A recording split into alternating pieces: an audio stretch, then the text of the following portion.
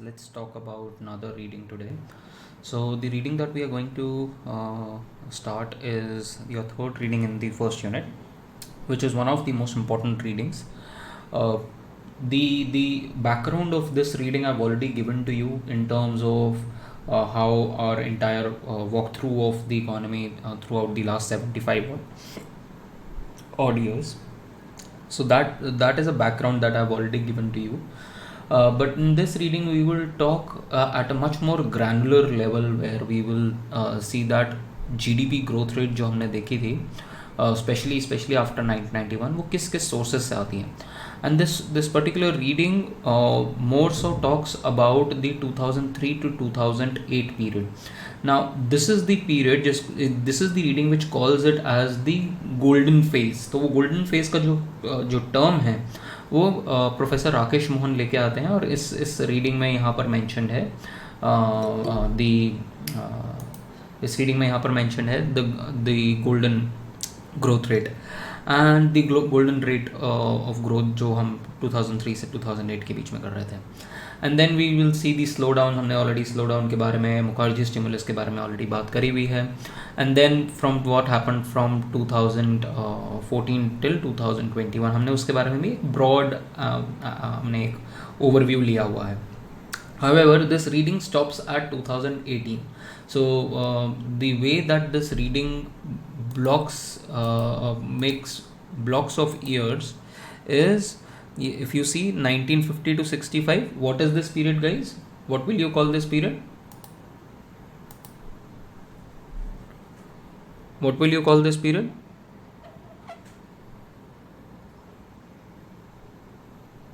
Guys, come on.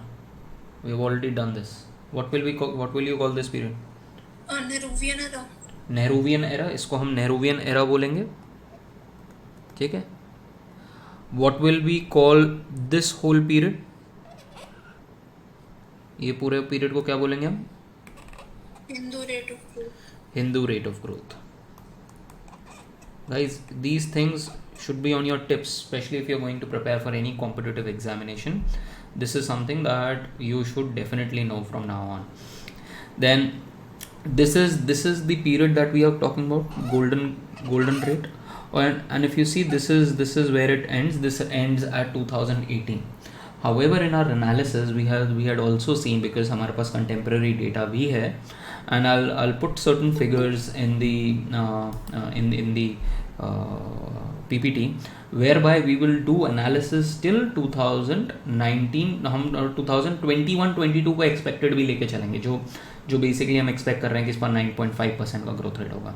So that, and I have told you time and again, you will only get marks in whether it's your econos or it's UPSC or it's Indian Economic Service. You will only get marks on the basis of linkages with other papers and having a contemporary flavor to your answers. everyone जो भी राकेश मोहन की reading, पूरी university Rakesh Mohan की reading कर रहा है तो पूरी यूनिवर्सिटी को यहाँ तक पता है. But what is the value addition? The value addition is knowing what happened in 1920 structural slowdown. Value addition is how much was the GDP slowdown, or what was the GDP contraction in the year 2020-21, and what is the expected growth in the year 2021-22. This is the value added factor.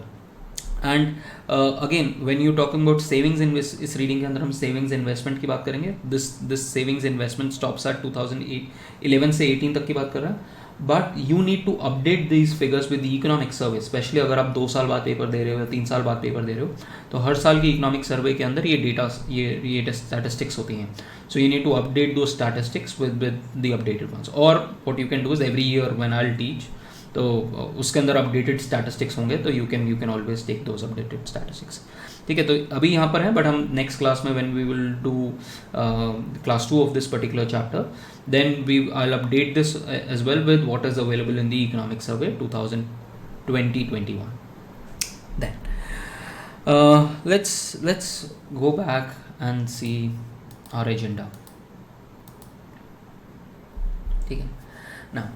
So this reading is written by Professor Rakesh Mohan. Professor Rakesh Mohan is one of the leading economists in the country. He was at one time he was also the deputy governor of RBI, and he's, I think right now, I'm not sure if he's still the executive director of IMF. So he's one of the most leading figures in the parlance of economic analysis in India. And this paper that he has written, ये पहले IMF का working papers का part भी था. This paper is now part of one of the papers in Brookings India, and this is a very long paper. This is Professor Rakesh Mohan, and this is a very long paper, but we have to do only certain sections of this, section number 1 and section number 2. I'll just show you the reading as well.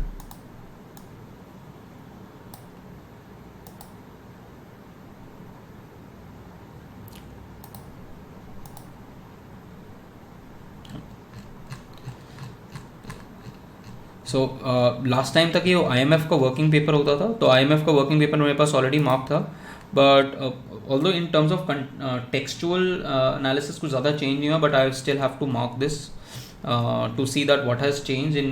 जो IMF का working paper था, I think वो 2014-15 तक का data analyse कर रहा था. This paper takes it till 2018.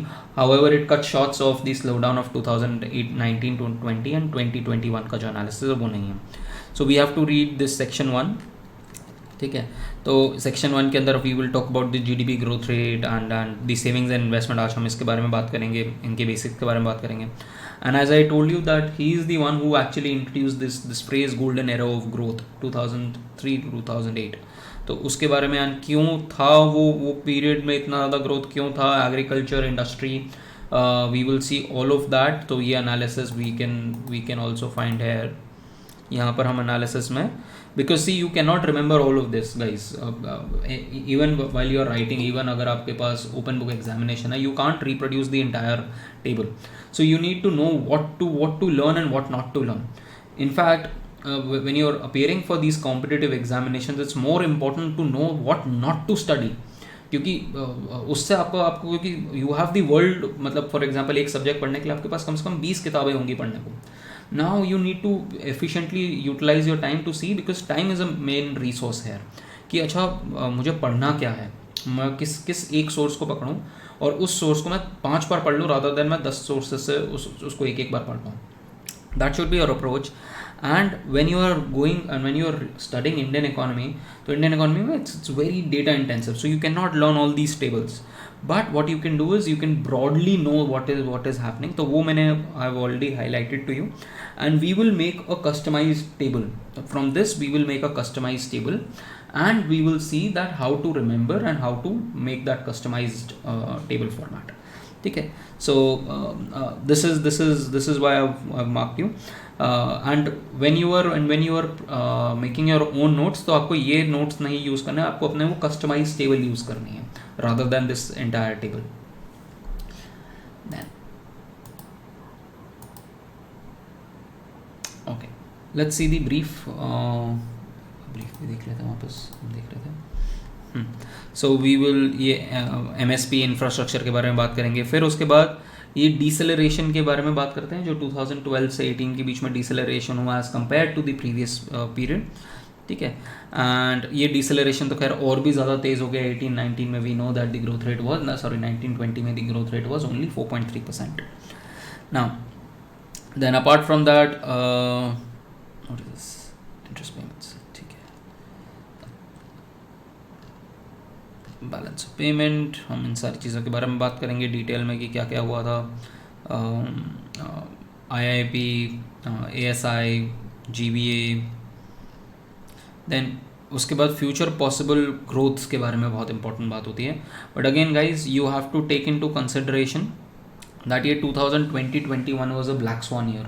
तो यहाँ पर वो आपको एक साल पूरा ही ख़त्म करना पड़ेगा जहाँ पर आपका GDP जो है एक्चुअल में फॉल कर गया. So a lot of these figures will not hold true now. So you need to make reassessment of all of these factors. But overall in general what we are going to say वो हम maintain करके रखेंगे कि किस तरीके से हमें अपनी इकोनॉमी को वापस रिवाइव करना है. सो दिस ये जो सेक्शन है, section 2 is basically telling you that what needs to be done so that we revive our growth rate of the tenor of what we had achieved between 2003-2008, जहाँ पर आप 8% से grow कर रहे थे. Let me show to you. Now, can you see guys, यहाँ पर आप GDP at market prices देखो. GDP at market prices 8.8% between 2003-2008. तो ये जो आपकी ग्रोथ है, और यहाँ तक आपकी जो ग्रोथ है, ये हमने बताया था ना कि आपकी आफ्टर 80s जो है ये आपकी हिंदू रेट ऑफ ग्रोथ हो गई, और आफ्टर 80s एकदम से ग्रोथ रेट इंक्रीज हो गई. ठीक है, बट जो मेजर शिफ्ट आया वो आया आफ्टर 2003, और उसके बाद हम डिसेलरेट कर रहे हैं. ये डिसेलरेशन दिख रहा है, और उसके बाद हम इंडिविजुअल ईयर्स को अगर लेके चलेंगे तो और डिसेलरेशन और स्ट्रांग हो जाएगा. To add to this what you do is, अपने नोट्स में ये फिगर गाइज याद रखना बहुत इंपॉर्टेंट है. तो फॉर एग्जांपल अगर आप अपने नोट्स बना रहे हो तो what will you right, instead of all this you will just right.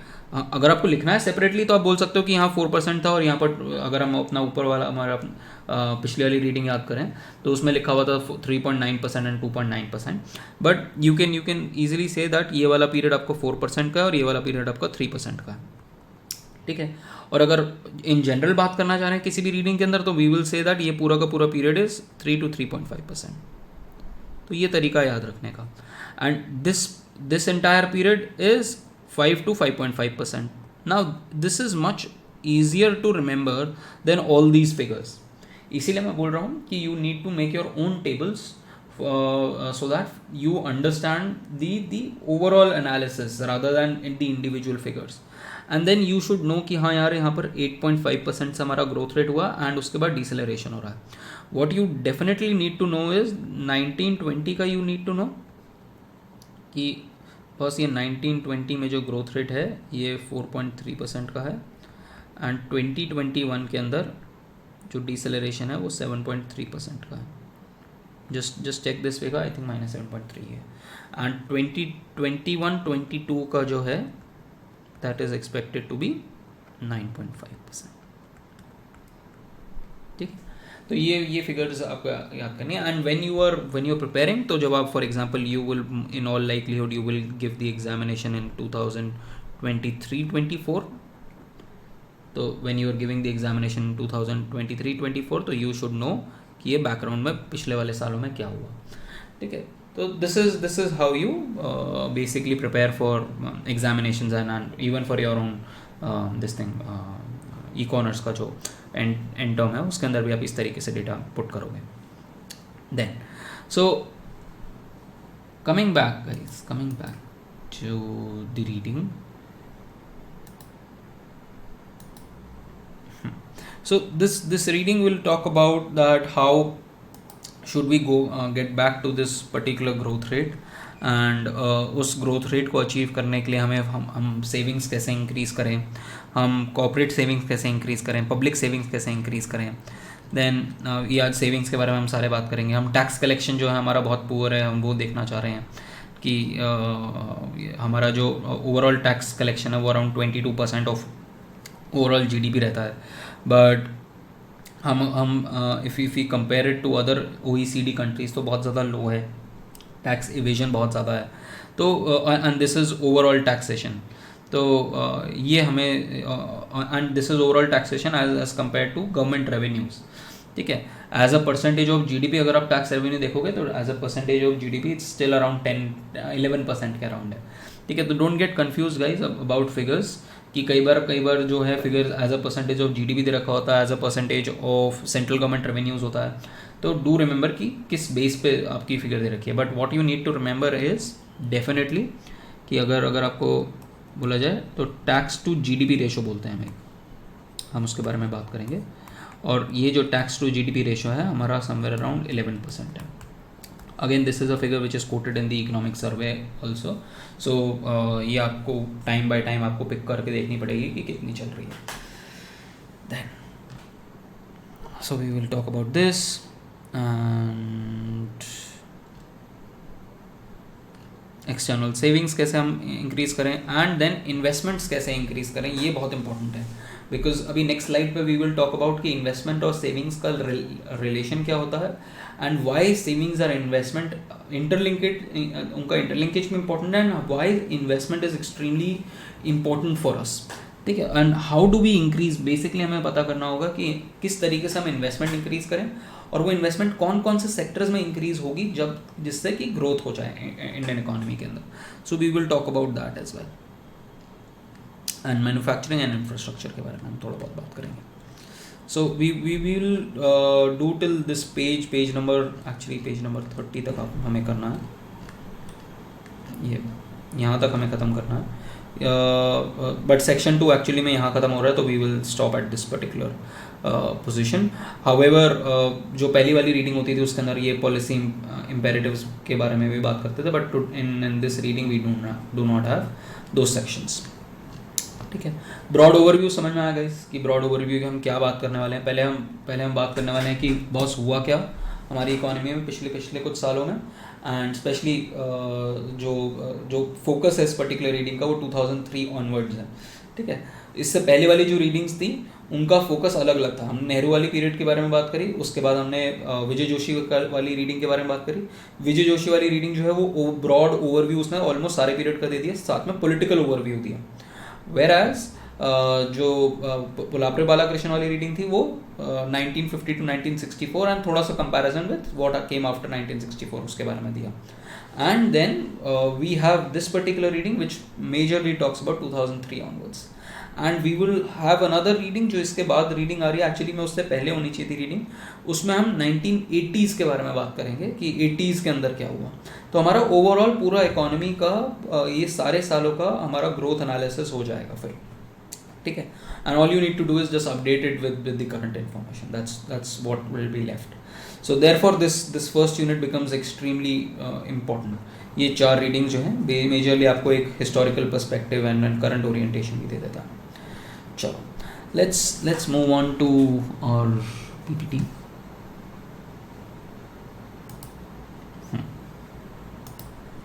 Now comes the important question guys, कि हम ये सब क्यों पढ़ रहे हैं और ये सेविंग्स इन्वेस्टमेंट जो है वो क्यों पढ़ना है. ठीक है. Now we know that our GDP growth rate है, वो GDP जो होता है वो इन्वेस्टमेंट से लिंक्ड होता है. We have understood this in macroeconomics as well. हमने हैरो-डुमार मॉडल के बारे में पढ़ा, हमने एंडोजिनस ग्रोथ मॉडल के बारे में पढ़ा, हमने सोलो मॉडल के बारे में पढ़ा. All these models have a special emphasis on investment, that you need to increase investment for growth. So we need to understand the conceptualisation कि इन्वेस्टमेंट आती कहाँ से है. ठीक है. एंड वो ग्रोथ में कन्वर्ट कैसे होती है. These are the two broad issues that we will talk in today's class. Okay. Now, in a broader sense, first of all, in the economy, you have savers and dissavers. Now, who are these? जो 3 sector economy के बारे में अगर हम in general बात करें, तो we have households, we have corporates, and we have the government. तो ये हमारा 3 sector economy है. उसमें अगर आप ऐड करना चाहो तो 4th sector भी कर सकते हो. But in a typical 3 sector economy, these are the 3 major players. Now, of these 3 major players, what do you think guys, कौन ज़्यादा सेव करता होगा? ये 3 major players हैं economy के अंदर. You have households, you have corporations, and you have government. Who do you think would save the most? इनमें से कौन पैसा बैंकों में डालता होगा, कौन सेविंग करता होगा?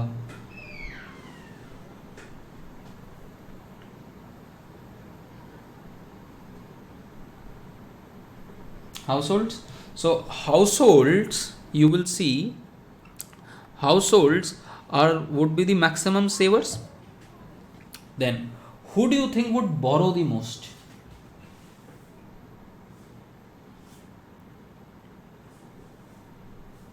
Who do you think would borrow the most?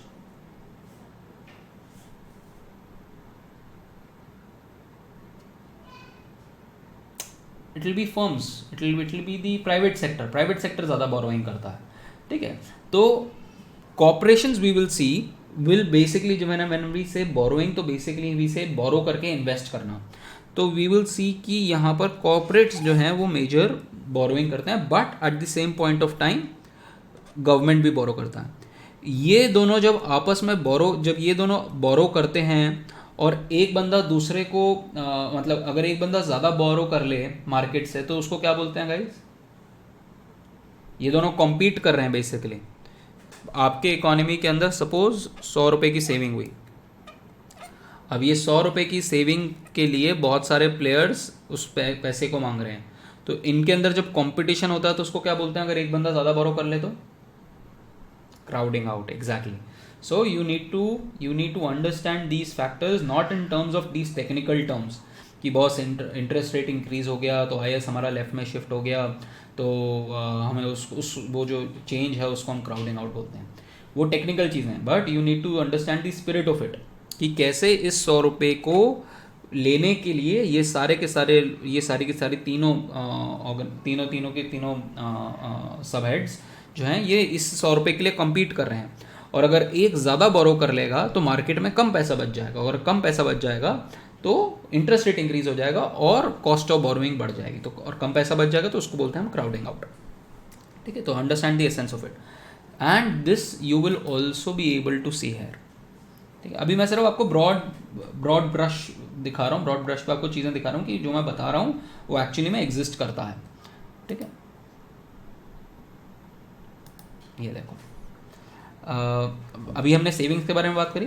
देखो सेविंग्स टोटल, अच्छा now you need to remember there is something called gross domestic savings. ठीक है, ये एक टर्म याद रखना, जीडीएस।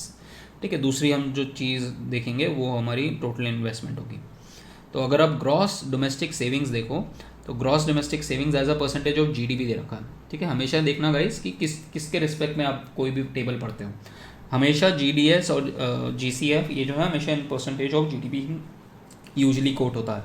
तो इफ़ यू सी किसी भी टाइम का देख लो, let's talk about this contemporary times, 32% है, और 32% में सबसे बड़ा रोल, या हमारा गोल्डन एरा देख लो ये वाला 33%, सबसे बड़ा रोल जो है इस 33% में से 23 परसेंटेज पॉइंट्स जो हैं वो कहाँ से आ रहा है? वो बेसिकली आपका हाउस होल्ड से आ रहा है। और यहाँ पर भी देखो,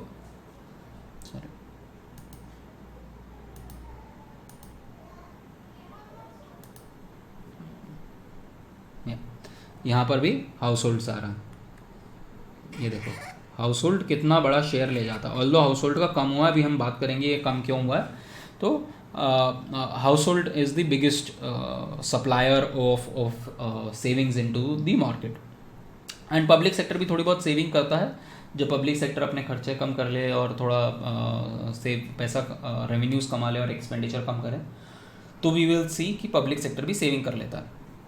ठीक है, स्पेशली आपके नॉन डिपार्टमेंटल कमर्शियल एंटरप्राइजेज जो होती हैं, फॉर एग्जांपल गेल, सेल, ये जो हमने बात करी थी ना लास्ट क्लास में, मिनी रत्ना, महारत्ना, नवरत्ना, तो इनसे जो पैसा आता है बेसिकली, इनसे जो सेविंग होती है, ये मेजर हमारी एक सेविंग्स का सोर्स होता है।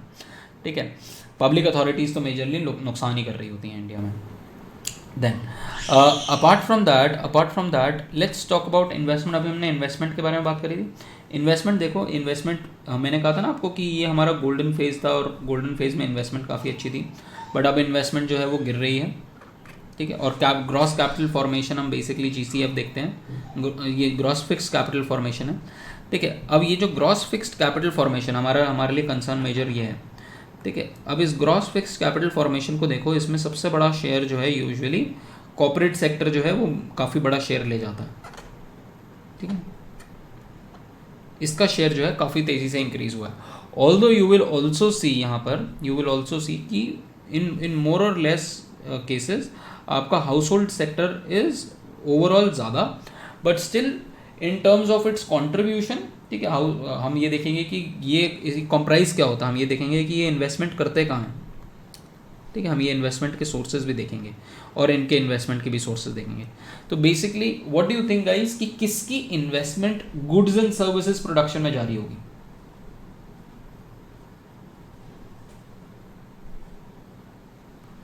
किसकी investment goods and services production में जारी होगी?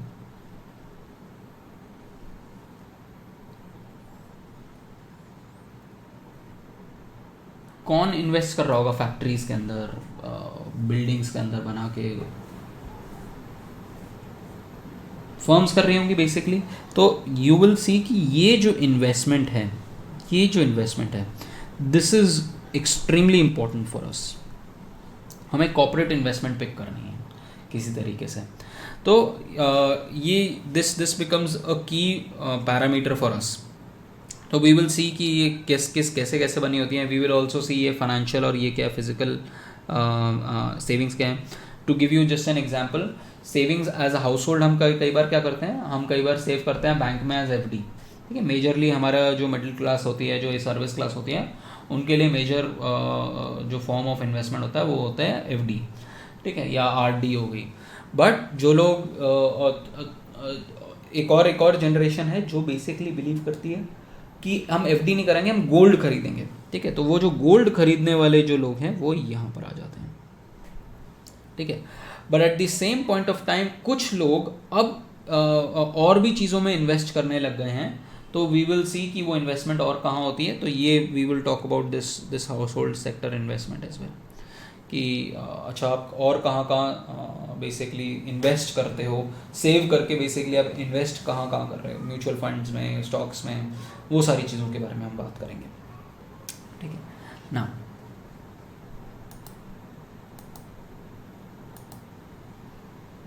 Let's see this again. तो हमने ये देख लिया कि सेविंग्स और इन्वेस्टमेंट कौन कौन कर रहा है। 3 सेक्टर्स में हमने इसका एनालिसिस अभी तक सिर्फ हमने ब्रॉडली एक ब्रॉड ब्रश से देखा। Now how does this happen? This happens how does this happen? ये जो लोग हैं ये तीनों मिलके कुछ सेविंग करते हैं जिसको हम बोलते हैं ओवरऑल इकोनॉमी में ग्रॉस डोमेस्टिक सेविंग्स। ठीक है, ये सेविंग्स बेसिकली कहाँ जाती हैं, ये जाती हैं फाइनेंशियल इंटरमीडिएटरीज के पास। फॉर एग्जांपल बैंक्स हो गए, NBFCs हो गए। ठीक है, let me give you N example of NBFC। आप लोगों ने वो सुना है मन्नापुन्ना गोल्ड लोन, या फिर ऐसे कुछ गोल्ड वाले आजकल ऐड नहीं आते हैं। अक्षय कुमार भी एक दो बीच में ऐड में आ रहा था। तो you might have seen gold loans वाले जो वो हैं, देखा है आपने ऐड, देखे हैं इसे? Yes, no? तो बेसिकली वो होते हैं आपकी NBFCs, non banking financial corporations. ये जो बेसिकली कॉर्पोरेशंस होती हैं ये अलग अलग टाइप की होती हैं। कई इंफ्रास्ट्रक्चर होती हैं, कई एसेट वाली होती हैं। तो अलग अलग टाइप्स की होती हैं। ये जनरली डिपॉजिट नहीं ले सकती, बट आजकल डिपॉजिट लेने वाली भी आ गई हैं NBFCs। बट ये these are not the same as banks, क्योंकि बैंक्स क्या है, आपको चेकबुक इशू करता है, आपको डेबिट कार्ड इशू करता है, ये सारी चीज़ें इशू करता है। बट NBFCs जो हैं non banking financial, as the name suggest, ये बैंकिंग नहीं है। ठीक है, फाइनेंशियल कॉर्पोरेशन ज़रूर हैं। For example you might have heard about the crisis of IILFC। ठीक है, जो लास्ट ईयर हुआ था। तो वो जो क्राइसिस है वो एक NBFC के अंदर था। ठीक है, या फिर दीवान हाउसिंग कॉर्पोरेशन करके कोई एक और वो था जो बेसिकली फ्रॉड करा था जिसने, तो वो भी एक NBFC है, रियल एस्टेट की NBFC थी। तो NBFCs जो होती हैं वो टिपिकली वो बेसिकली बैंक्स नहीं है, बट वो फाइनेंशियल कॉर्पोरेशन हो सकती हैं। वो फाइनेंशियल कॉर्पोरेशन होती हैं, उनका कोई एजेंडा जो हो सकता है वो हो सकता है रियल एस्टेट को लेके हो सकता है उसका एजेंडा क्या कहते हैं किसी इंफ्रास्ट्रक्चर को बनाने का हो। ठीक है, किसी पर्टिकुलर पर्पस के लिए हो वो NBFC। ठीक है, जैसे गोल्ड लोन्स हो गया, एक NBFC गोल्ड लोन के लिए है। तो इस तरीके की आपकी NBFCs हो सकती हैं। Read more about NBFCs, maybe in one of the classes we can talk a little more about this. ठीक है, क्योंकि इनके अंदर प्रॉब्लम क्या आती है कि इनके अंदर कई बार शैडो बैंकिंग होती है। You will hear this term as shadow banking. So read about it.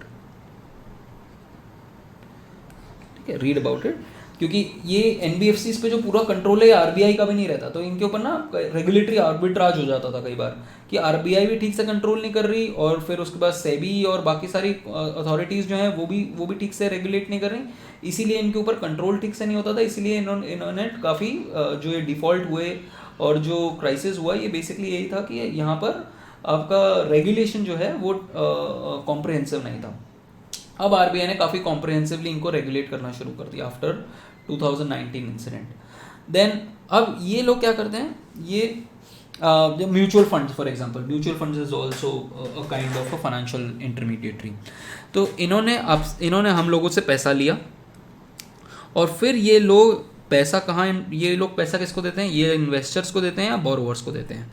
तो इनके पास लोग बोरो करने के लिए आते हैं, इन्वेस्ट करने के लिए आते हैं, तो ये उनको पैसा दे रहे हैं, तो इसीलिए इनको हम फाइनेंशियल इंटरमीडिएटरीज बोलते हैं। नाउ डिपेंडिंग ऑन इन्वेस्टमेंट और बोरोइंग कितनी हो रही है, उस हिसाब से आपकी जीडीपी ग्रोथ रेट लिंक्ड होगी। अब वो जीडीपी ग्रोथ रेट कैसे लिंक होगी, there is something which we have already talked about in the previous class, which is incremental capital output ratio. Now what is this incremental capital output ratio? Now as the name suggests कि पहली बात तो capital output ratio है, तो capital upon output, और incremental है तो हमारा change हो गया बेसिकली, ठीक है, change in capital upon change in output. तो हमने ये देख लिया, change in capital upon change in output है ना। चेंज इन कैपिटल को बेसिकली हम मैक्रो इकोनॉमिक्स में इन्वेस्टमेंट बोलते हैं, हमने मैक्रो में भी ये देखा हुआ है। तो चेंज इन इन्वेस्टमेंट, और what we can say is gross capital formation कितना चेंज हुआ है आपका, ठीक है। As a percentage of GDP हम देखते हैं इसको कि अच्छा आपने as a percentage of GDP आपका कितना कैपिटल फॉर्मेशन कर रहे हो। एंड नीचे चेंज इन आउटपुट की जगह हम क्या लिख सकते हैं, change in GDP, basically output को हम जीडीपी से रिप्रेजेंट करते हैं, तो जीडीपी ग्रोथ रेट कितना है। एंड इस रेशो को we call this ratio as ICOR, and this is a unitless ratio. For example India के लिए ये रेशो 4 है, डू रिमेंबर इंडिया के लिए रेशो 4 है। And we had studied in the previous reading कि हमारी जो 65 से 80 वाला जो पीरियड है इसके अंदर ICOR बढ़ गया था, that means marginal efficiency of capital had fallen down. तो दैट इस 4 का मतलब क्या हुआ, इस 4 का मतलब हुआ कि अगर आपको बॉस 1% से जीडीपी इंक्रीज करनी है, if you want GDP to increase by 1%, then you need 4% investment in as a percent of GDP. आपको इतनी इन्वेस्टमेंट करनी पड़ेगी। तो अगर आप कहते हो कि बॉस मुझे तो ये ग्रोथ रेट जो है ये मुझे 9% की चाहिए, तो दैट मीन्स इसको यहाँ ले आओ, तो 36% की आपको इन्वेस्टमेंट चाहिए, तब जाके आपका जीडीपी ग्रोथ रेट जो होगा वो 36% का आपका जीडीपी ग्रोथ रेट जो है सॉरी तब जाके आपका जीडीपी ग्रोथ रेट जो है वो 9% का होगा, when your investment rate is 36%. So that means the key for an economy, the key factor, the key macroeconomic variable in an economy as a finance minister that you need to track on is the investment rates. ये आपका investment rates है. If you read newspapers, तो आपने कभी देखा है आज की डेट में या फिर पिछले 1-1.5 साल में कि हम बोलते हैं, कई बार बोलते हैं, या मैक्रो में कभी पढ़ा हो, that reviving the animal spirits. सुना है ये टर्म, कीन्स की थ्योरी के उसमें कंटेक्स्ट में यूज़ किया जाता है, रिवाइविंग द एनिमल स्पिरिट्स, सुना? ग्रेट। तो हम जब वो बोलते हैं ना कि रिवाइविंग द एनिमल स्पिरिट्स, तो हम इस जब when we talk about all of that, we basically mean कि हम किस तरीके से बॉस इन्वेस्टमेंट इंक्रीज कर पाएँ अपनी इकोनॉमी में। But we also need to be cognizant of the fact that investment by itself can not be generated without a background. You need to have a sustainable strategy, because we failed to have this sustainable strategy between 80s to 91. हमने क्या किया, हमने उस period में investment तो increase कर दिया, but investment आता है सेविंग से, हमने सेविंग्स इंक्रीज नहीं करी, हमारी सेविंग्स लो थी, हमारी इन्वेस्टमेंट ज़्यादा थी, तो ये सेविंग्स इन्वेस्टमेंट गैप जो है वो बहुत ज़्यादा बढ़ गया. Now what I will tell you is कि अगर सेविंग इन्वेस्टमेंट गैप ज़्यादा बढ़ जाता है तो उसको आप फाइनेंस कैसे करते हो. यहाँ तक अभी तक समझ में आया गाइस? ये स्टोरी समझ में आई? I have not even taught you the reading, I mean perhaps I will not teach you the reading today also, but I want to clear the basics first. एक बार वो बेसिक्स क्लियर हो जाएंगे, उसके बाद there we will not have any problem.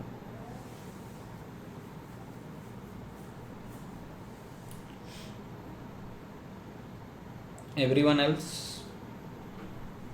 Guys,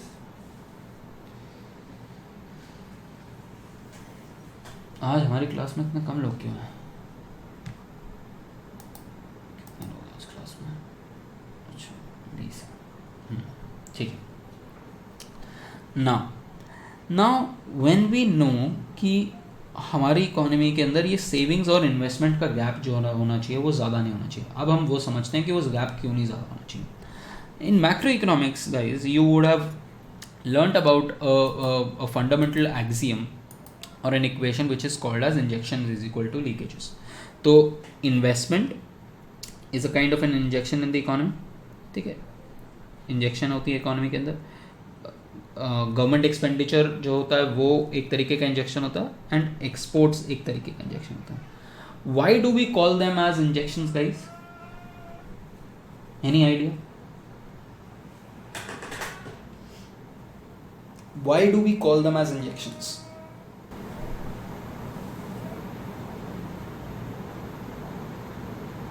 ये equation तो देखी है ना गाइस सबने, मैक्रो इकोनॉमिक्स में गणेश ने पढ़ाया होगा ये.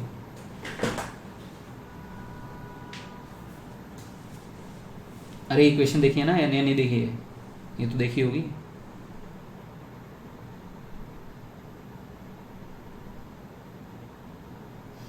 दे are adding circular flow to the income, तो ठीक है, वो तो ठीक है, स्वस्थ ही.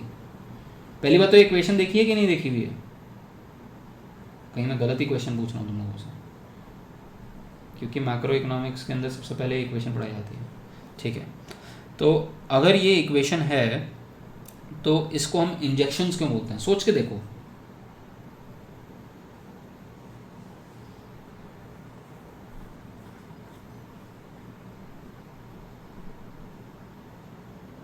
किसी भी चीज़ को हम इकोनॉमी के अंदर इंजेक्शन और लीकेज किस पर्सपेक्टिव से बात कर रहे होंगे?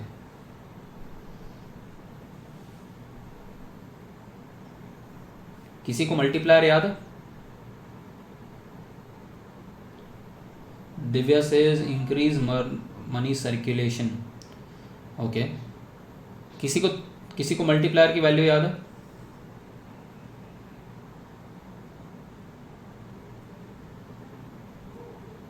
Okay, late me show you. Guys कुछ चीज़ें हैं जो आपको याद होनी चाहिए हमेशा, ठीक है, चाहे आप कितने भी टाइम बाद बात कर रहे हो. ठीक है, 3 सेक्टर मल्टीप्लायर 1/1 माइनस सी 1 माइनस टी आपको हमेशा याद होना चाहिए.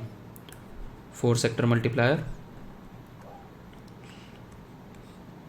1/1 माइनस सी 1 माइनस टी प्लस एम. ठीक है, ये आपको मल्टीप्लायर्स याद होने चाहिए. 2 सेक्टर मल्टीप्लायर क्या होता है? 1/1 माइनस सी 1 माइनस टी. 1 माइनस सी भी बोलते हैं कई बार 2 सेक्टर को, तो वैसे ही ये बेसिक मल्टीप्लायर हो जाता है आपका ना.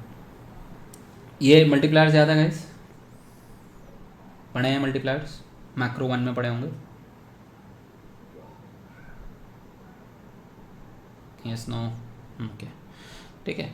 Now if you see guys कि अगर आप जो हमने फैक्टर्स बोले, इंजेक्शंस बोले, अगर वो आप इंक्रीज करोगे तो क्या होगा? आई इंक्रीज करोगे या जी इंक्रीज करोगे या एक्सपोर्ट्स इंक्रीज करोगे? इन तीनों में से कोई भी चीज़ आप इंक्रीज करोगे तो आपका ए बार जो है वो इंक्रीज हो जाएगा. और अगर आपका ए बार इंक्रीज हो जाएगा तो आपका जो मल्टीप्लायर है वो इतने अमाउंट से इंक्रीज हो जाएगा. ठीक है, ये आपको मल्टीप्लायर इम्पैक्ट देंगे. वेयर एज अगर आप सेविंग्स इंक्रीज करोगे, आप टैक्सेशन इंक्रीज करोगे या फिर आप इंपोर्ट्स इंक्रीज करोगे, तो ये तो मल्टीप्लायर की ही वैल्यू. ठीक है, सेविंग्स इंक्रीज करोगे तो दैट मीन्स आपकी कंजम्पशन गिर रही है. ठीक है, टैक्सेस इंक्रीज करोगे तो आपका ये मल्टीप्लायर की वैल्यू फिर गिर रही है, और ये भी इंक्रीज करोगे तो ये जो फैक्टर्स हैं ये आपके मल्टीप्लायर को डिप्रेस करेंगे. ये फैक्टर्स आपके मल्टीप्लायर को इंक्रीज करेंगे.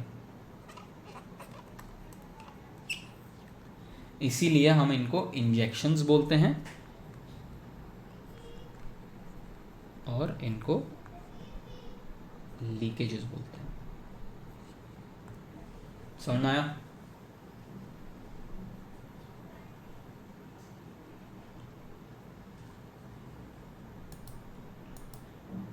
इसीलिए you should be very strong with macro. अगर आपका मैक्रो और इंडियन स्ट्रांग है then you have a very good chance to clear examinations, क्योंकि ये दोनों लिंक्ड होते हैं आपस में एक दूसरे के साथ. ठीक है ना. ये इक्वेशन अब समझ में आ गई गाइस कि इक्वेशन हमारी investment injection is equal to leakage है. Now what we have done here is हमने इसको रीअरेंज कर दिया. इसको रीअरेंज कैसे किया?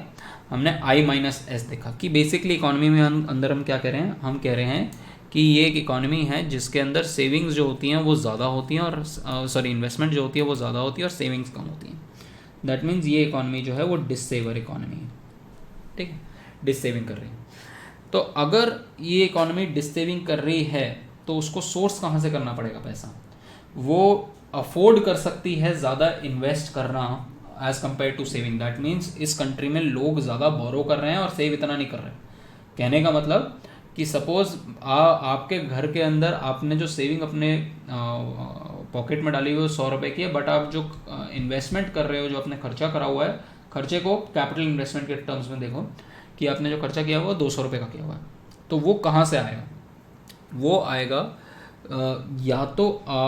या तो बेसिकली गवर्नमेंट जो हो वो टैक्सेशन ज़्यादा कर ले और गवर्नमेंट एक्सपेंडिचर कम करे. इस तरीके से आप इसको फाइनेंस कर सकते हो. आपको इसको फाइनेंस करना है इस गैप को. तो इस गैप को फाइनेंस करने का तरीका एक ये है कि गवर्नमेंट अपना सरप्लस रन करे, बट यूजुअली गवर्नमेंट का डेफिसिट चल रहा होता. तो यूजुअली ये भी टर्म जो होता है वो नेगेटिव चल रहा होता, taxes minus G. That means कि ये आपका नेगेटिव है, ये आपका पॉजिटिव है, बट एक तरीके से इसको आप फाइनेंस करने की कोशिश कर रहे हो. दैट मीन्स एक मेजर बर्डन जो आएगा वो इसके ऊपर आएगा कि आपको फॉरेन से आपको इंपोर्ट करना पड़ेगा. फॉरेन सेविंग्स भी बोल सकते हो इसको, कि आपको इंपोर्ट ज़्यादा करना पड़ेगा एज़ कम्पेयर टू एक्सपोर्ट. ठीक है, आपकी कंट्री में इनफ्लो ऑफ मनी चाहिए होगा एज़ कम्पेयर टू आउटफ्लो. तो इसीलिए ये फिस्कल डेफिसिट और ये करंट अकाउंट डेफिसिट ये आपस में लिंक्ड हैं. And when we talk about 1991 का क्राइसिस, 1991 के क्राइसिस में यही हुआ था. I will show to you. देखो, कैन यू सी कि यहाँ पर, अच्छा इन्होंने इंडिविजुअल ईयर का नहीं दे रखा. ये जो सेविंग इन्वेस्टमेंट गैप है ना गाइस, ये जो सेविंग इन्वेस्टमेंट गैप आपको 80 से 90 के बीच में यहाँ दिख रहा होगा कि हाँ, ये जो सेविंग इन्वेस्टमेंट गैप आपको जो दिख रहा होगा ये -1.8 का जो गैप है, ये एक्चुअली में व्हेन यू टॉक अबाउट 1991 तो ये अराउंड 10% के अराउंड पहुंच चुका था. ठीक है, ये तो average out on off the entire 10 years है, तो ये बहुत ज़्यादा इंक्रीज हो गया था. और यहाँ पर देखो, यहाँ पर हमने बहुत ज़्यादा रिड्यूस कर लिया था. We will talk about FRBM और ये क्यों कैसे रिड्यूस हुआ था. ठीक है, तो just remember this.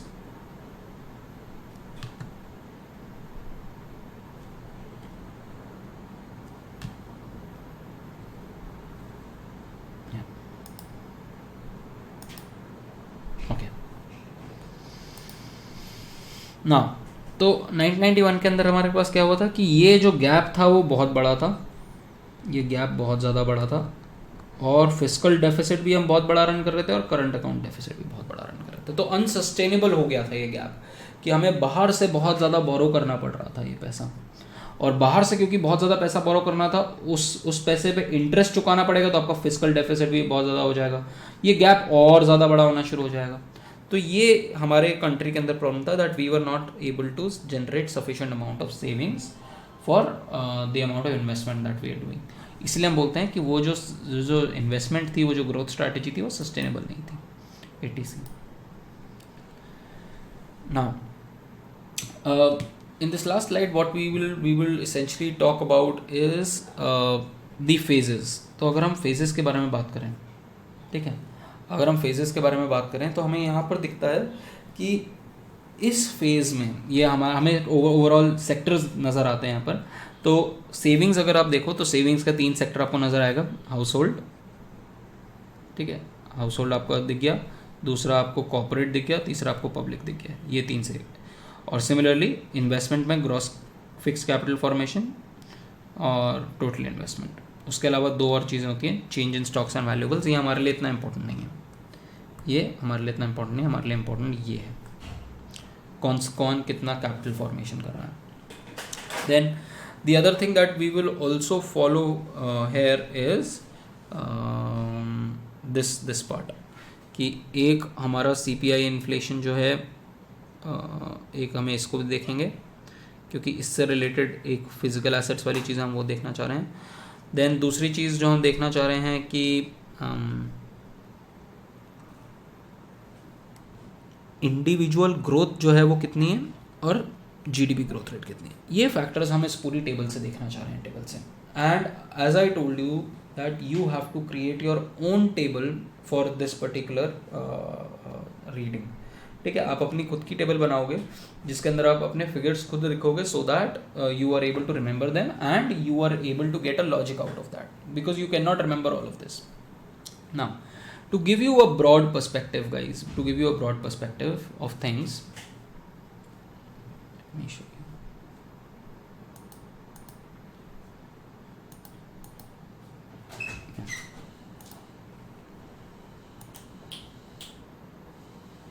To give you a broad perspective, यहाँ पर अगर आप देखो तो यहाँ पर आपको दिखाई देगा कि आपकी किस तरीके से हमारी कॉर्पोरेट सेविंग, ये देखो हम कहते हैं ना, मैंने आपको बताया था कि 2003 हम पहले ये देखना चाहते हैं कि 2003-2008 जो है वो गोल्डन फेज क्यों है. We will first want to see this period. हम इस पीरियड को देखना चाहते हैं. Why do we call this period as golden phase, what happened. तो यहाँ से तो आपको ब्रॉड ओवरव्यू मिलेगा, यहाँ से आपको पता चलेगा कि क्या हुआ था इकोनॉमी में एक्चुअली में, अंदर में सेविंग्स कैसे इंक्रीज हुई थी और इन्वेस्टमेंट कैसे इंक्रीज हुई थी. ठीक है, ये हम देखना चाहते हैं क्योंकि हम रीडिंग का हमारा पर्पस क्या है. हमारा पर्पस रीडिंग का है कि how do we replicate this period. यही तो हमारा रीडिंग है. How do we go back to the same growth path. That means we might have done something right in this period. ठीक है, तभी तो हायर ग्रोथ रेट था. तो we want to see that what were we able to do in this particular period and how do we achieve that again. ठीक है. Now if you talk about growth rate आपको दिख जाएगा यहाँ पर 5.3% से आप 8.8%, बट ओवरऑल आप इसको 8.5% ले सकते हो. ठीक है, ये 8.5% का ग्रोथ रेट है आ गया. And this growth rate was across the board. वो अक्रॉस द बोर्ड आपको दिखता है. देखो आपका एग्रीकल्चर जो है वो 4% से ग्रो किया, आपका इंडस्ट्री और मैन्युफैक्चरिंग 9% से ग्रो कर रहा है, एंड आपका सर्विसेज सेक्टर ऑलमोस्ट 10% से ग्रो कर रहा है. So you just instead of writing your actual figures, you just write broad figures. ठीक है, 4%, 5%, जैसे इस केस में 9% है. तो इस तरीके से आप अपनी ओवरऑल टेबल बनाओगे.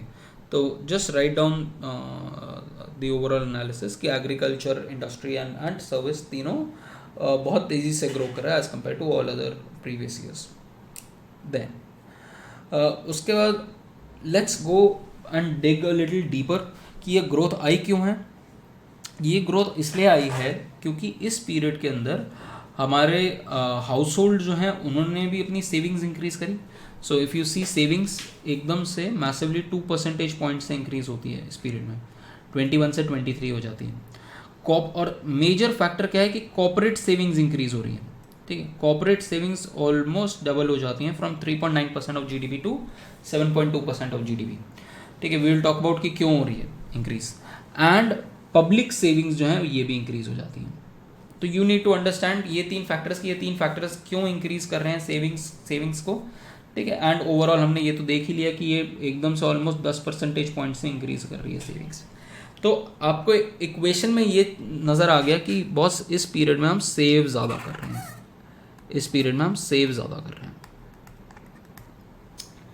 तो अब सेव ज़्यादा कर रहे हैं तो उस सेविंग के बेसिस पर हम इन्वेस्ट भी ज़्यादा कर पाएंगे. अब इन्वेस्टमेंट देखो तो इन्वेस्टमेंट भी we see that there is a major change. एकदम से 23% से 30% तक हम अपनी सेविंग अपनी इन्वेस्टमेंट तक ले गए. And if you see in this analysis जो मैक्सिमम इंक्रीज़ आया है इस पीरियड में, वो आया है कॉर्पोरेट इन्वेस्टमेंट में.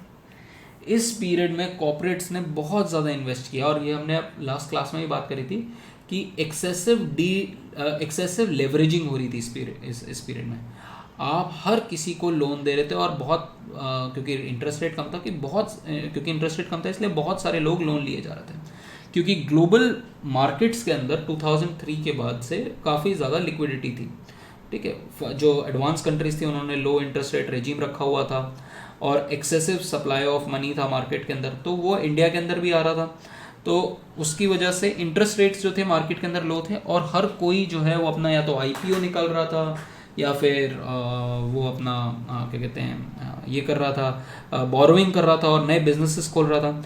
तो उसकी वजह से आपको दिखता है कि ये कॉर्पोरेट सेविंग्स जो हैं, ये कॉर्पोरेट इन्वेस्टमेंट जो है बहुत फास्ट तरीके से इंक्रीज हुई।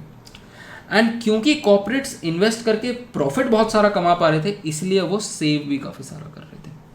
तो ये और ये आपस में लिंक्ड है, क्योंकि कॉर्पोरेट्स इन्वेस्ट ज़्यादा कर रहे हैं, कमा बहुत ज़्यादा रहे हैं इस पीरियड में, तो there is something called retained earnings, ठीक है, जो आप डिस्ट्रीब्यूट नहीं करते हो अपने शेयर होल्डर्स को। तो आपकी रिटेन्ड अर्निंग्स भी इंक्रीज कर रही थी बिकॉज ऑफ द फैक्ट कि India was in a very good state and a very remunerative market इस टाइम पे। And public sector and house hold in any case invest कर रहा था, ठीक है। तो ये हमें इस पीरियड का एनालिसिस है। So what we will do in the next class is we will talk in detail, अभी जो हमने आज बात करी कि 2003 और 2008 के बीच में क्या हुआ, we will talk in detail कि इस पीरियड के अंदर क्या क्या डिलिनेटेड फैक्टर्स थे which is separated from the previous period, कि इस पीरियड में ऐसा और क्या हुआ जिसकी वजह से इतनी फास्ट सेविंग्स हुई, इतनी फास्ट इन्वेस्टमेंट हुई और इतनी फास्ट जीडीपी ग्रोथ रेट हुआ। And then what happened post this period, कि क्यों फॉलो हुआ और उसके बाद हम उसको इंक्रीज कैसे कर सकते हैं, ठीक है। This will be our objective in the next 2 classes, कल की क्लास एंड फ्राइडे की क्लास। इन दोनों क्लासेस में we will talk about this, ठीक है। समझ में आया गाइस?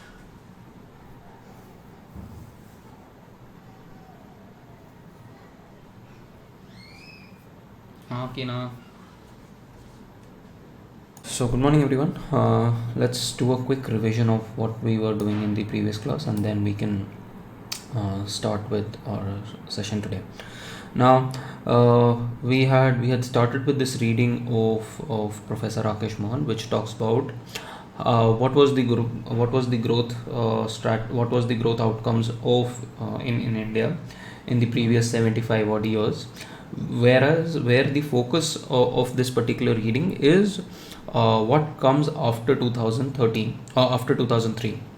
So जो golden period का जो phrase है 2003 से 2008 का, it is coined by Professor Rakesh Mohan and then he goes on to explain कि वो growth क्यों हुआ और उसके बाद जो subsequent slowdown हुआ आया first between 2011 and 2014 and then जो continuous deceleration चल रहा है, वो deceleration क्यों चल रहा है if you compare it to the previous years, ठीक है।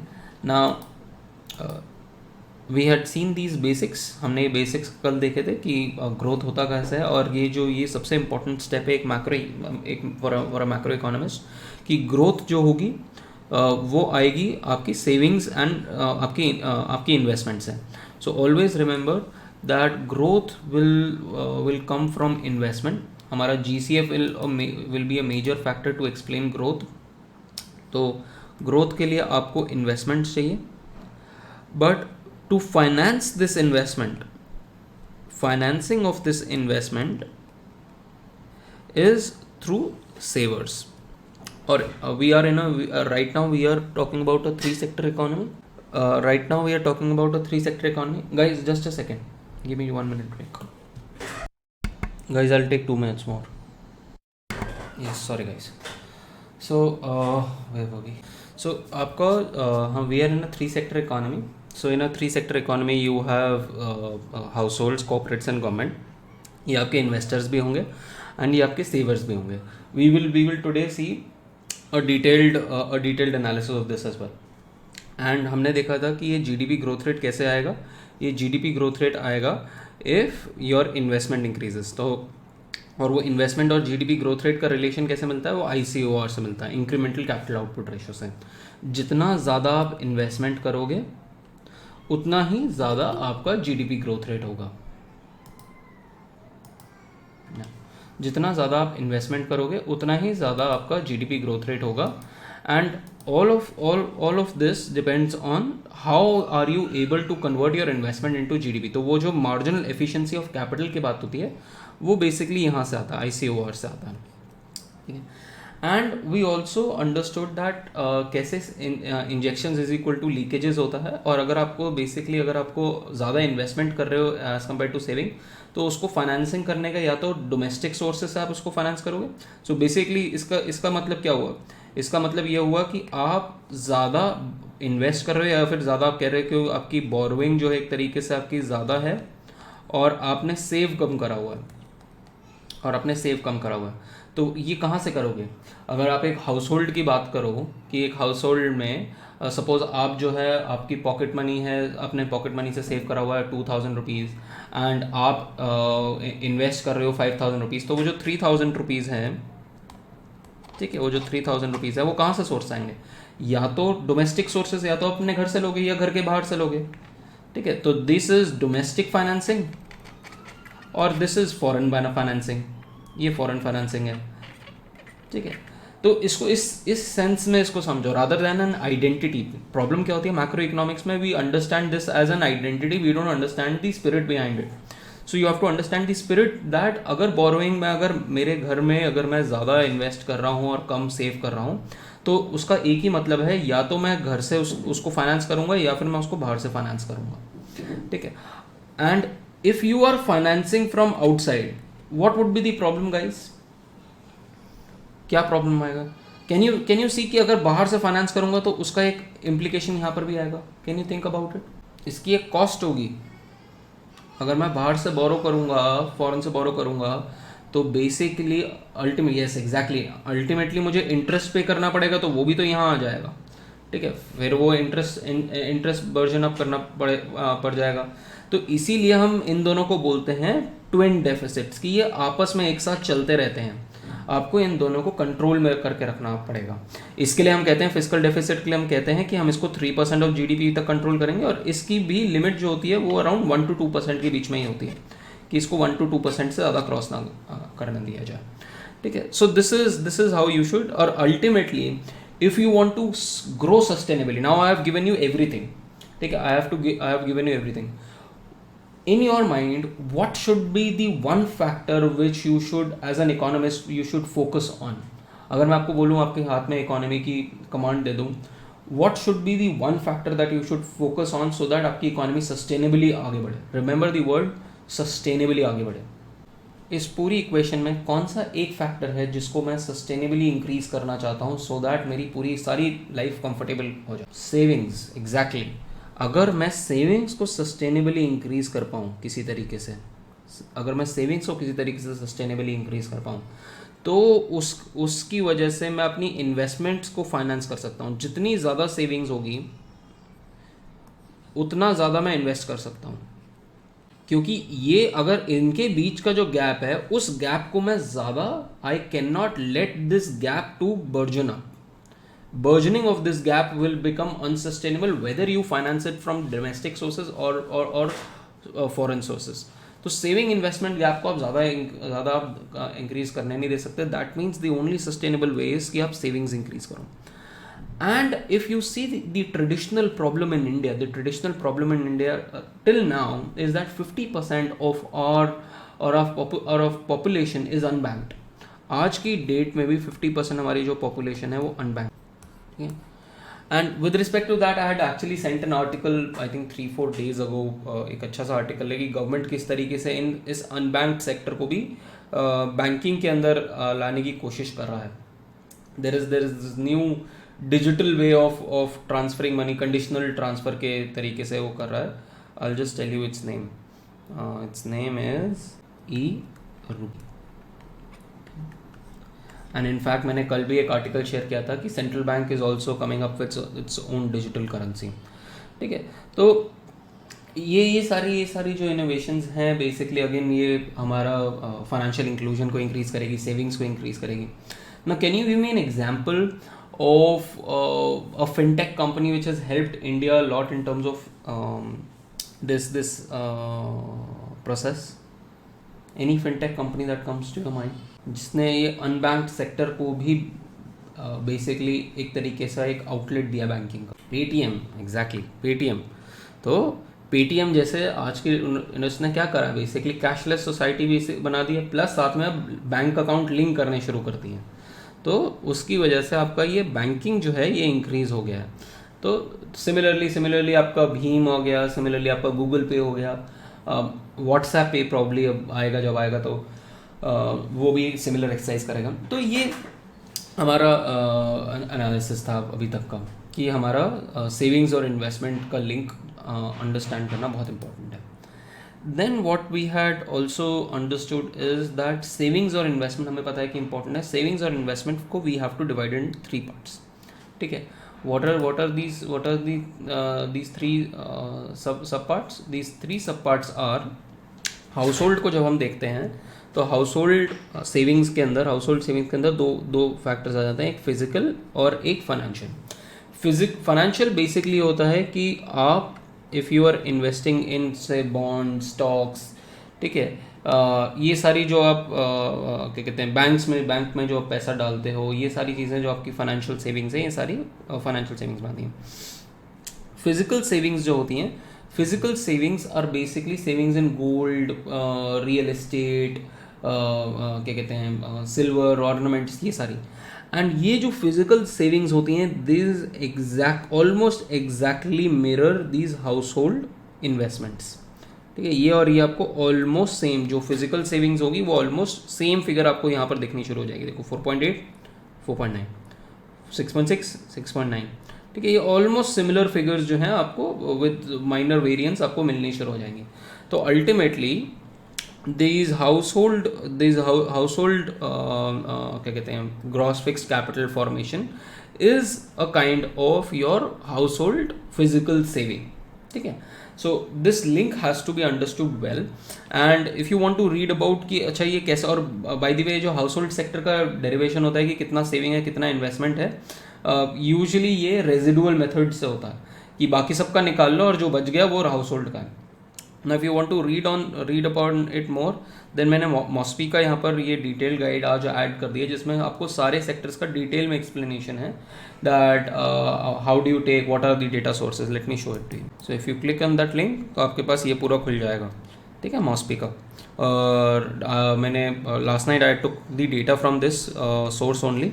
एंड ये देखो, when you talk about gross domestic savings, तो gross domestic savings can you see कि हम पहले हाउस होल्ड के सेक्टर की फाइनेंशियल सेविंग्स के बारे में बात करते हैं। तो क्या लिखा हुआ है, financial savings, currency, net deposit, shares and debentures, net claim on government provident fund, pension fund, insurance fund. तो ये सारे के सारे हमारे जो सोर्सेज हैं, ये हमारा फाइनेंशियल सेविंग्स है। और मेथड भी लिखा हुआ है कि कैसे किस तरीके से आप बेसिकली उसको निकालते हो, ठीक है। फिर savings in form of physical assets, मैंने क्या बोला था, जो हाउस होल्ड का कैपिटल फॉर्मेशन है वो ही ultimately becomes the physical assets. फिर उसके बाद कॉर्पोरेट सेक्टर का हम देख सकते हैं, कंपनीज का देख सकते हैं, बैंक्स का देख सकते हैं। तो ये सारे का सारा आपका क्या कहते हैं, आपका प्राइवेट सेक्टर हो गया। फिर उसके बाद आपका पब्लिक सेक्टर आ जाता है। पब्लिक सेक्टर में गवर्नमेंट की बेसिकली ऑर्गेनाइजेशन है, तो गवर्नमेंट की सारी बजट्स, एनुअल रिपोर्ट्स के बेसिस पर आप निकाल सकते हो। Then when you talk about gross fix capital formation, तो ग्रॉस फिक्स कैपिटल फॉर्मेशन अगर आप कंस्ट्रक्शन का बेसिस देखो तो कंस्ट्रक्शन के बेसिस पर आपको अगेन पब्लिक सेक्टर मिल जाएगा, प्राइवेट सेक्टर मिल जाएगा एंड हाउस होल्ड सेक्टर मिल जाएगा। फिर उसके बाद यही सेम तरीका है बेसिकली, कहाँ से आप डेटा उठाते हो for gross fix capital formation, ठीक है।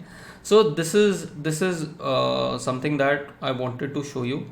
you can read upon it and you will be able to understand कि अच्छा हम हमारा पूरा डेटा जो है वो कहाँ से हम लाते हैं और कैसे हम समझते हैं।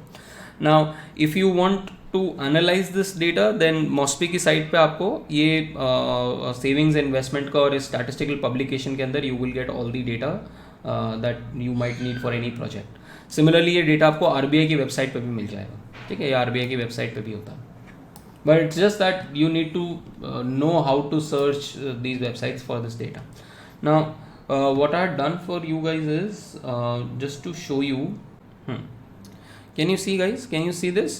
कि आपका ये इन्वेस्टमेंट का ट्रेंड है, ठीक है। ये इन्वेस्टमेंट ये ओवरऑल GFCF है, basically gross fix capital formation, और ये उसके कॉन्स्टिट्यूएंट्स हैं, your household, private and public investment. Now if you see कि यहाँ पर इशू क्या आ रहा है यहाँ पर आपका ये कॉन्टिन्यूस फॉल हो रहा है इन्वेस्टमेंट के अंदर. इन्वेस्टमेंट 2011 के अंदर, if you see the year 2011, आपका इन्वेस्टमेंट 34% था. ठीक है. And how was the 34% made? 34% was made, and this is as a percentage of GDP. This is made out of 3 factors. ये तीनों को ऐड करोगे तो ये 34.3 आ जाएगा.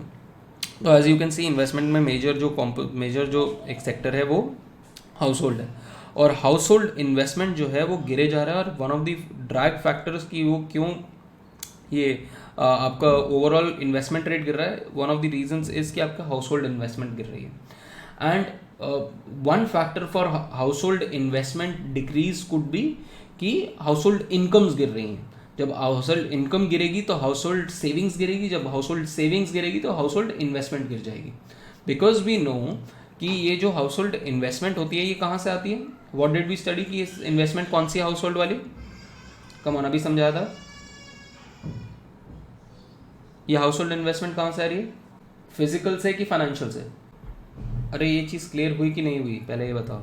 ये चीज़ क्लियर हुई कि नहीं हुई कि हाउस होल्ड फॉर फिजिकल जो सेविंग्स होती हैं वो ही household fix capital formation होती है.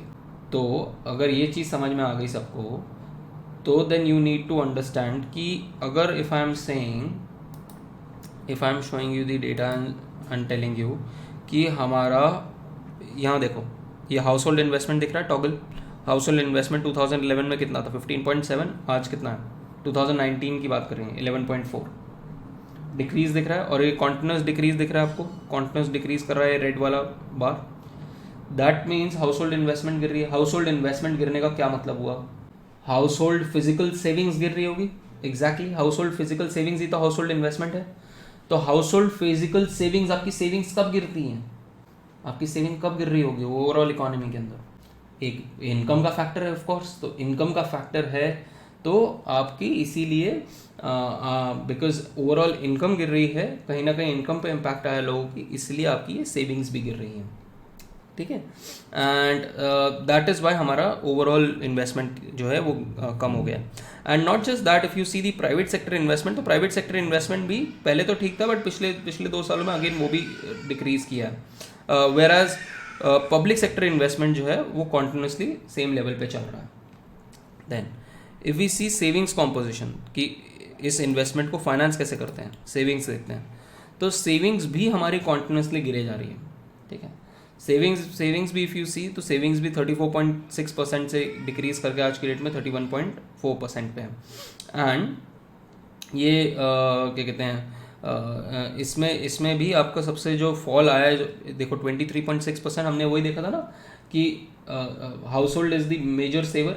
एंड हाउस होल्ड की क्योंकि पॉसिबली इनकम गिर रही है, इसीलिए हाउस होल्ड की सेविंग्स भी डिक्रीज हो रही हैं. ठीक है. ये this analysis you will not find, but because I wanted to show you कि रिलेशन दोनों के अंदर क्या क्या है और क्यों गिर रहा है. Probably this analysis would not be that well explain in the reading. ठीक है. And apart from that private savings तो खैर थोड़ा बहुत इंक्रीज करी है. So this is what I have shown, continuous fall in investment, and you have a continuous fall in your savings as well, which is driven majorly by your household savings. ठीक है. Now coming now starting with the reading now ये इस part का I have not made the PPT because ये सारा same portion है जो हमने ऑलरेडी कर लिया था. ठीक है. we'll just quickly go through this portion and we'll understand that we have done everything in the previous chapters, in the previous discussions. Now if you see this आज की डेट में in 2017 our GDP per capita is $1,700, whereas that of China is $8,700. And हमारा economy अभी वैसे $3 trillion पे पहुंच गया था, बट वापस because of the pandemic it has shrunk down. ठीक है. सो ये हमारी इस वक्त इकोनॉमी की सिचुएशन है. And if you want to double और पर कैपिटा इनकम, तो हमें नेक्स्ट 20 ईयर्स में हमें अपना GDP जो है वो 7% से ग्रो करना है. एंड स्टिल अगर 7% भी ग्रोथ करते हैं और 8% टोटल GDP का भी ग्रोथ करते हैं, तो भी तो भी उस टाइम पे आफ्टर 20 ईयर्स में, आफ्टर 2040, और पर कैपिटा इनकम होके भी कितना हो जाएगा, हमारा per capita income will be 6000, and हमारा जीडीपी जो हो जाएगा वो समवेयर अराउंड $10 ट्रिलियन हो जाएगा. But it will still be 10% of US economies current level. तो इतना ज़्यादा हम पीछे चल रहे हैं.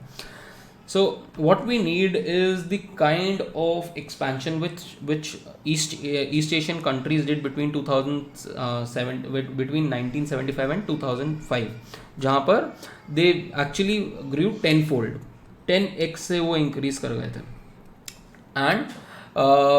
And that is something that we need to do, and उसके लिए हमें policies आज से ही अपनी policies को उस तरीके से फाइन ट्यून करना पड़ेगा. So it's about making policies and it's about thinking about future.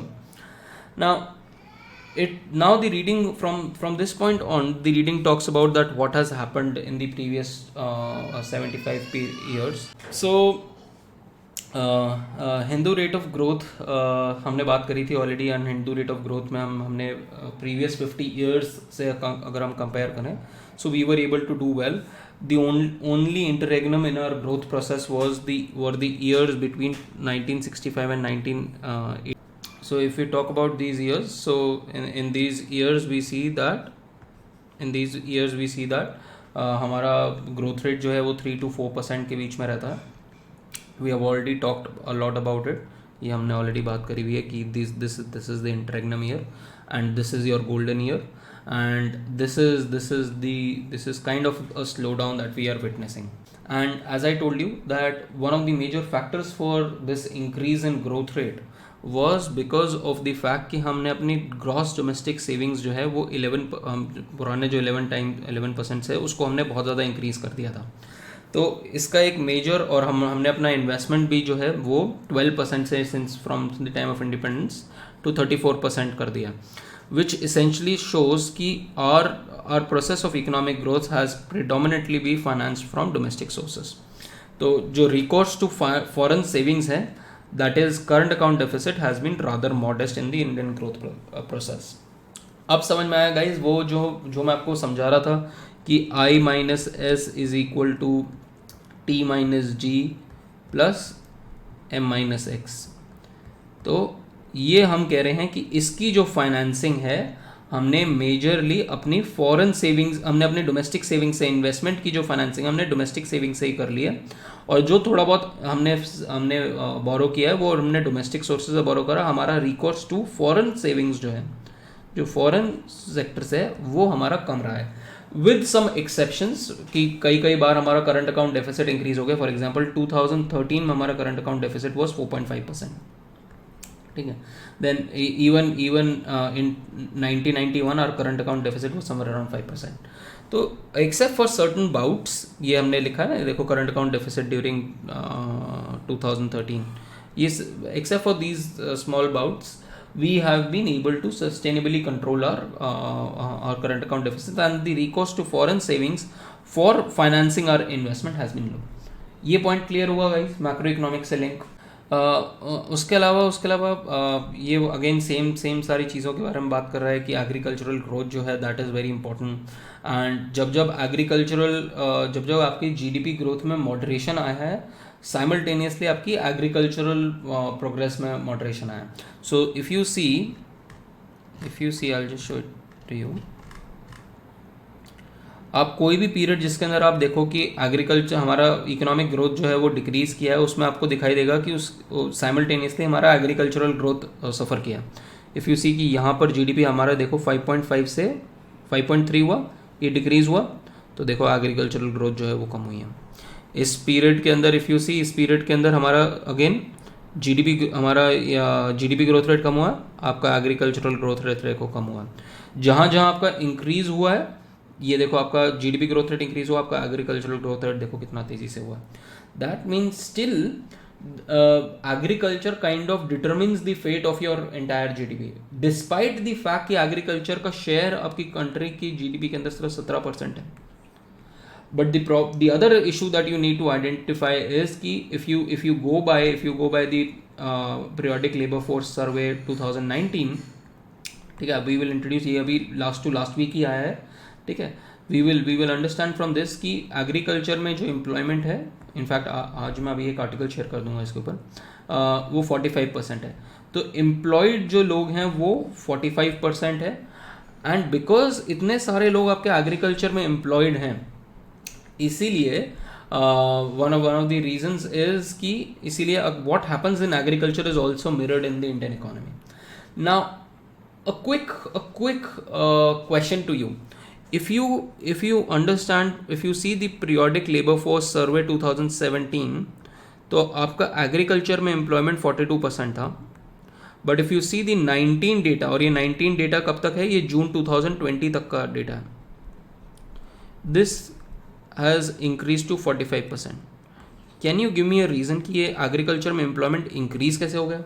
Exactly guys, क्या हुआ होगा आपका इस सिचुएशन में, specially after April, everything in the urban economy started shutting down. तो ये सारे के सारे रिवर्स माइग्रेशन के थ्रू रूरल एरियाज में जा रहे हैं, and they have to settle for a lower wage, क्योंकि एटलीस्ट वहाँ पर या तो आपका एनआरईजीए में आप काम कर सकते हो या एग्रीकल्चर में काम कर सकते हो, डिस्पाइट द फैक्ट कि that is low, that is on a lower wage scale.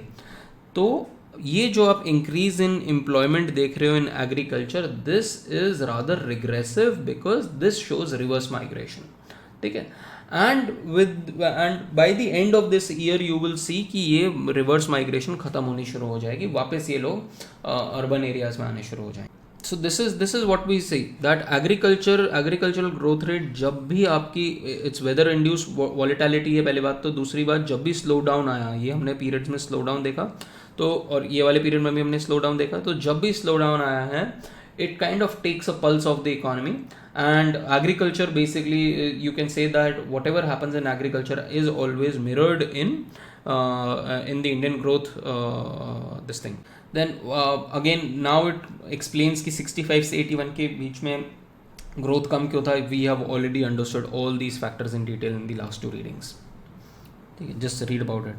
Then उसके बाद 90s के अंदर अगेन देयर वाज, पहले तो यूफोरिया हुआ था, फिर उसके बाद याद है हमने पिछली वाली रीडिंग से करा था कि जो यूफोरिया है that's kind of dying down. तो हमने याद है हमने बात करी थी कि ईस्ट एशियन फाइनेंशियल क्राइसिस, जिसको हम बोलते हैं 1997 का ASEAN crisis, we had talked about that. And then deterioration of fiscal adjustment, मैंने बताया था कि वापस एक क्राइसिस जैसी सिचुएशन हो गई थी, आपका फिस्कल डेफिसिट इंक्रीज हो रहा था. Slow down in agriculture because of lower monsoon years, जब मैंने आपको लास्ट क्लास में एक्सप्लेन किया था, La Nina. Then slackening of the structural reforms, tightening of monetary tightening due to contain inflation.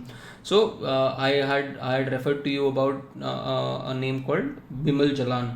So he was the RBI governor, and to basically ward off the economy from the impact of ASEAN crisis as well as the increasing domestic inflation, उन्होंने interest rates increase कर दिए थे, और जब interest rate increase होंगे तो उसकी वजह से आपका investments कम हो जाएंगे. And similar factors you see in 2008 onwards. ठीक है. Then it talks about the golden growth era. golden growth era के बारे में अगर हम बात करें तो we have already talk about, जब मैंने लास्ट रीडिंग के अंदर आपको बताया था कि इस पीरियड के अंदर आपके रियल इंटरेस्ट रेट्स जो थे वो काफ़ी कम थे. एंड वो कम क्यों थे? क्योंकि फिजिकल कंसोलिडेशन आप कर पाए थे because of FRBM. You had strong global demand plus easy global liquidity थी. इसको हम बोलते हैं liquidity surplus in the global economy बोलते हैं, या फिर हम इसको बोलते हैं ultra low monetary policy. Ultra low monetary policy या ultra low interest rate regimes कर बोल सकते हो. ठीक है, तो अल्ट्रा कॉमोडेटिव मॉनेटरी स्टैंस जो है वो लिया हुआ था क्या कहते हैं इन कंट्रीज़ ने. तो उसकी वजह से क्योंकि वहाँ पर मनी सप्लाई बहुत ज़्यादा, US के अंदर बिकॉज मनी सप्लाई बहुत ज़्यादा है, और इंडिया के अंदर इंटरेस्ट ज़्यादा है, तो ये जो मनी सप्लाई है ये इंडिया के अंदर आ रहा है through FDI, through FII, various other factors के थ्रू. प्लस इंडिया का इन्वेस्टमेंट क्लाइमेट जो था काफ़ी अच्छा था, प्रॉफिटेबिलिटी अच्छा था. India started opening up, India ने बहुत सारे रिफॉर्म्स किए थे इस पीरियड में, FDI के FII के under prime minister Manmohan Singh. तो इसकी वजह से India attracted a lot of this foreign capital. And despite attracting a lot of foreign capital, India was able to maintain मतलब फिजिकल डेफिसिट हमने बहुत ज़्यादा नहीं होने, हमने करंट अकाउंट डेफिसिट ज़्यादा नहीं होने दिया और हमने अपना इन्फ्लेशन भी ज़्यादा नहीं होने दिया, ठीक है. तो that was the deftness with which we were able to manage this growth era, ठीक है. एंड बिकॉज गवर्नमेंट अपना फिजिकल डेफिसिट कम कर लिया, तो उसकी वजह से मार्केट में जो एक्सेस लिक्विडिटी है वो अब क्या कहते हैं प्राइवेट सेक्टर उठा सकता है, तो क्राउडिंग आउट नहीं होना शुरू हुआ. प्लस इस पीरियड में मिडिल क्लास का जनरेशन हुआ. इंडिया की मिडिल क्लास जो है वो इंक्रीज हो गई उसकी इनकम. जब मिडिल क्लास की इनकम इंक्रीज होगी तो क्या होगा गाइस? जब मिडिल क्लास की इनकम इंक्रीज होगी तो क्या होगा? I will give you an example. इस पीरियड के अंदर एक मेजर जो चीज़ आई थी वो हुआ था सेंट्रल पे कमीशन. सेंट्रल पे कमीशन जो था सिक्स्थ पे कमीशन ने गवर्नमेंट सर्वेंट्स की सैलरी बहुत ज़्यादा इंक्रीज़ कर दी थी, ठीक है. तो उसकी वजह से लोगों के हाथ में पैसा आ गया. मिडिल क्लास जो है वो काफ़ी इंक्रीज़ हो गया. प्लस मिडिल क्लास जो है अब रियल एस्टेट, म्यूचुअल फंड्स, इन सारी चीज़ों से भी पैसा बनाना शुरू हो गया. तो जब इनकम इंक्रीज होगी तो क्या होगा? सेविंग्स इंक्रीज होगी. एग्जैक्टली, सेविंग्स इंक्रीज होगी. और अगर सेविंग्स इंक्रीज हो गई हमारी तो दैट मीन्स कि अब हम अपनी इन्वेस्टमेंट इंक्रीज कर सकते हैं. तो यही जो लॉजिकल, जो आपने पूरा लॉजिकल खुद ही अपने सॉल्व करके दिखाया है, वही आपको यहाँ दिख रहा है कि हाउस होल्ड जो सेविंग्स है वो मैसिवली इंक्रीज हो रही है. ये जो आप मैसिव इंक्रीज देख रहे हो, ये जो इंक्रीज देख रहे हो वो इसकी वजह से आपका, और ये देखो ये आपकी फिजिकल सेविंग्स जो हैं इस पीरियड में आपने घर वर खरीदने शुरू कर दिए, गोल्ड बहुत खरीदना शुरू कर दिया, और ये जो फाइनेंशियल सेविंग्स है ये भी इंक्रीज हो गई. इसकी वजह से अब there was a lot of resources in the market, and अब आराम से because of this savings that they had generated, अब ये आराम से प्राइवेट सेक्टर जो है इसको बोरो कर सकता था आराम से, एंड पब्लिक सेक्टर भी इसको बोरो कर सकता था आराम से. So that is what had happened in the Indian economy, ठीक है. एंड मॉनेटरी मैनेजमेंट भी हमारा बहुत अच्छा था. इस टाइम पे हमने इन्फ्लेशन नहीं होने दिया ज़्यादा, and at the same point of time we were able to ward off any current account deficits. Then the last thing that we will understand today's class is what happened between 2000 current deceleration, what happened between 2012 and 2018. तो हमने कुछ part तो इसका पहले भी देखा है कि पहले बहुत सारे फैक्टर्स थे. एक हमारा जो मुखर्जी स्टिमुलस दिया था, तो basically what you had done with the Indian economy was, because economy में 2008 में जो ग्लोबल फाइनेंशियल क्राइसिस है, what Mukherjee stimulus did was it basically provided steroids, ठीक है. स्टेरॉइड्स प्रोवाइड करा इकोनॉमी को, ठीक है. बॉडी बिल्डर्स जो होते हैं वो स्टेरॉइड्स लेते हैं, क्या होता है एकदम से बॉडी सोलन अप हो जाती है, एकदम से चिजल्ड हो जाती है, फैट कम हो जाता है, their ability to lift weights increase हो जाता है. तो वो आपकी बॉडी उस तरीके से आपको 2-4 महीने अच्छे से दिखती है. बट उसके बाद जैसे ही आप वो ख़त्म कर दोगे एकदम से ये your stamina and what ever you had build वो भी चला जाएगा. तो यही आपने करा, आपने इस टाइम पे आपने एक्सेसिवली स्टेरॉइड्स पे रखा इकोनॉमी को, और you could not afford to keep the economy on steroids for a long term. तो ये जो आपने स्टेरॉइड्स पे रखा वो आपने ओवरशूट किया, आपने ज़्यादा स्टेरॉइड्स दे दिए इकोनॉमी को, और उसकी वजह से एक इन्फ्लेशनरी बिल्टअप होना शुरू हो गया और करंट अकाउंट बिल्टअप होना शुरू हो गया, प्रेशर बिल्टअप शुरू हो गया. और 2010 में जब रियलाइज हुआ D Subbarao who was the RBI governor की, बॉस इन्फ्लेशन तो 10% हो गया. और वो इसलिए भी हो रहा था कि इस पीरियड के अंदर आप एमएसपी जो है बहुत तेज़ी से बढ़ा रहे थे, ठीक है. We will talk about this MSP आपने बहुत तेज़ी से बढ़ाया. तो दैट मीन्स आपने सप्लाई साइड से भी इन्फ्लेशन, एमएसपी बेसिकली क्या होता है, किस रेट पे गवर्नमेंट खाना खरीद रही है फार्मर से, ठीक है. तो वो रेट भी आपने बढ़ाना शुरू कर दिया कॉन्टिन्यूसली.